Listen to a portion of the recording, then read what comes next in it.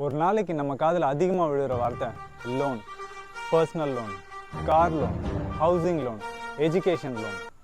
ஆனால் அந்த லோன் வாங்கிக்க சொல்லி போடுற விளம்பரத்தில் டிஸ்க்ளைமர் இல்லை.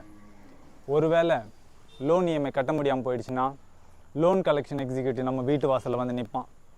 அக்கம் பக்கத்தில் உள்ளவங்கெல்லாம் பார்க்குற மாதிரி அசிங்கப்படுத்துவான். இந்த வலியும் வேதனையும் தாங்கிக்க முடியாமல் எத்தனையோ பேர் தற்கொலை பண்ணிட்டு செத்துருக்காங்க. ஒரு பைக் வாங்க சொல்லி போடுற விளம்பரத்தில் டிஸ்க்ளைமர் இல்லை. அத்துமீறி வண்டியை வேகமாக ஓட்டினா ரோட்டில் அடிபட்டு செத்துருவேன்னு சொல்லி. ஆனால் மியூச்சுவல் ஃபண்ட்ஸ் ஒரு முதலீட்டு வாய்ப்பு, அதில் disclaimer market risk, market risk, market risk. So ஒட்டுமொத்த கட்டமைப்பை என்ன சொல்லுது? இஷ்டத்துக்கு லோன் வாங்கிக்கோ, தாராளமாக செலவு பண்ணிக்கோ, ஆனால் சேமிப்பு முதலீடுனா மட்டும் பயந்து பயந்து செய். மக்களே, நம்ம யோசிக்கணும்.